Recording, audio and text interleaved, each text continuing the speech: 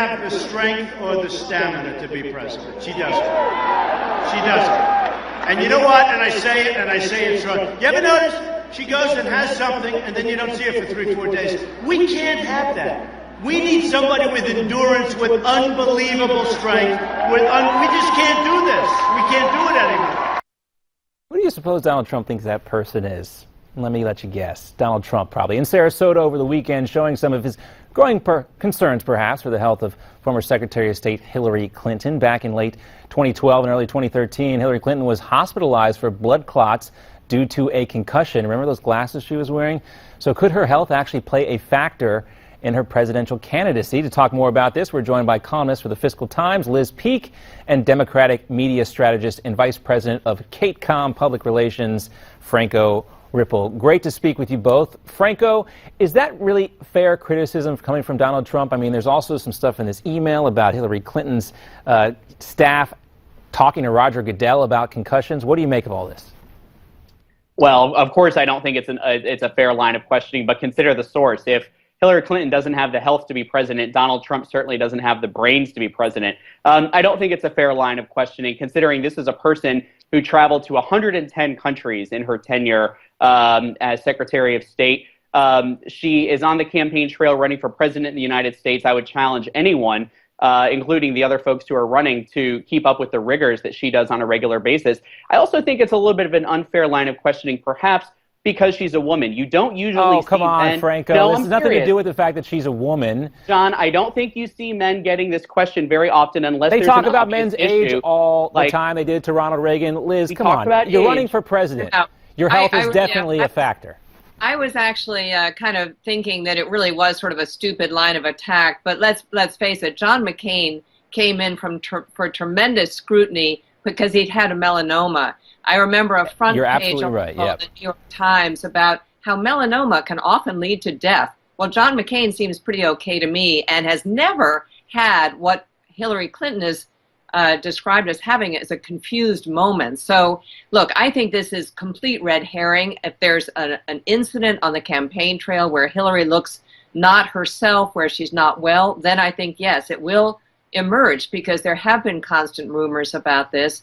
I think it's much more important to look at the ties between the Clinton Foundation and potential donors and people who were doing business with the State Department. That is what Hillary Clinton has to answer for and what American voters should be looking at, not whether or not some former health issue is going to reemerge. Well, nobody's going to question her during the Democratic campaign. We know that's not going to come up because it's pretty much over, as we indicated with Donald Trump attacking Hillary Clinton. All the Republican candidates like to do that, which pretty much means that the Democratic primary is over. Let's talk about Ted Cruz and Marco Rubio.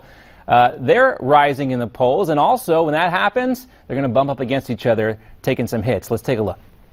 But when Ted Cruz had the chance to fight Barack Obama's dangerously weak anti-terror policies, he didn't. Instead, Cruz voted to weaken America's ability to identify and hunt down terrorists. The Rubio amnesty bill would have expanded the U.S. refugee resettlement program and given Obama authority to admit even more Syrian refugees. Ted Cruz will rebuild our military, take the fight to the radical Islamic terrorists, and never apologize for America. Well, the first one was a Rubio ad hitting Ted Cruz. The second one, a Ted Cruz ad with Congressman Jim Bridenstine there hitting Rubio. Both very similar. They are conservative Cuban-American new senators, about the same age. If Trump falters, could we see a Cruz versus Rubio race at the top of the polls? Franco. I think Ted Cruz is not only confused, but he's being very dangerous on this issue. Not to rush to Marco Rubio's defense, but I think he understands better than Ted Cruz the danger from Islamic extremism that our country faces. He criticizes Marco Rubio for joining with the, quote, neocons on their expeditionary ways of using the military.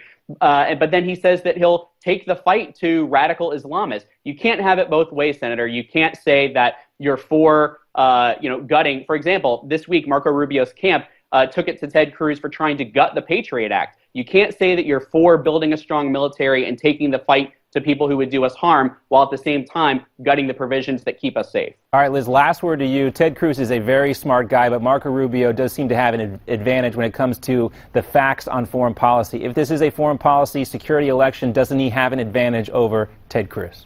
Oh, I think definitely he will have.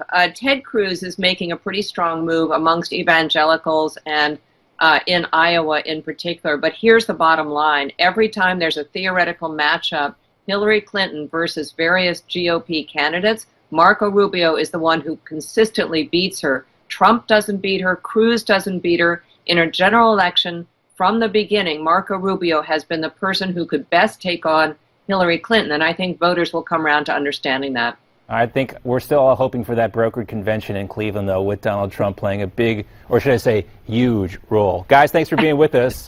Great roundtable discussion. Coming up next, yesterday was Cyber Monday, but holiday shoppers should be concerned about their security. Plus, we want to hear from you, your comments at newsmaxtv.com/comments. We'll get to those coming up.